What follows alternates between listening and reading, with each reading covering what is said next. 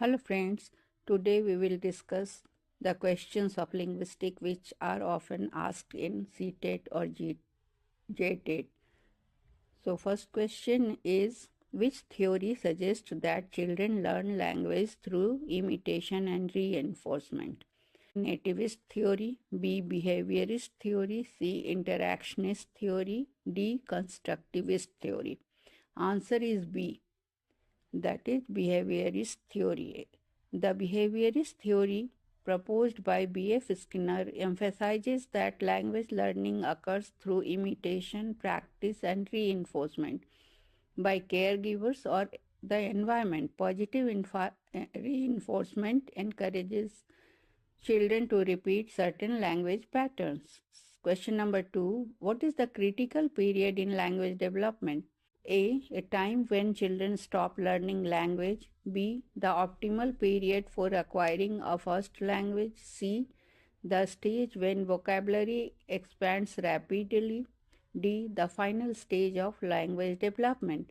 Answer is B. The optimal period for acquiring a first language. Critical period hypothesis suggests that there is a specific window, that is early childhood, when humans are most capable of learning a language. After this period, acquiring native-like proficiency becomes more challenging. Question number 3. Which of the following is an example of pragmatics in language? Options: A. Identifying subject-verb agreement. B. Using polite forms of conversation. C. Recognizing a word's literal meaning. D. Forming grammatically correct sentence. Answer is B. Using polite form in conversation.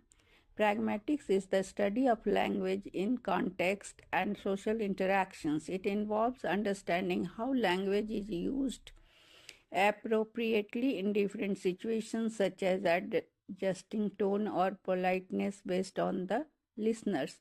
4. What is code switching? Process of learning two languages simultaneously. B. Shifting between two languages in a conversation. C. Replacing one language with another entirely. D. Mispronouncing word in a second language. Answer is B. Shifting between two languages in a conversation.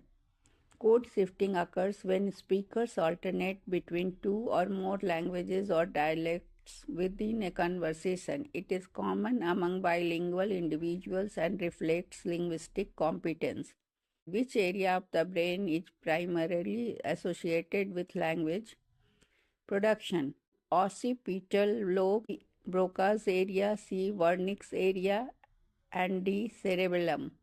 Answer is Broca's area.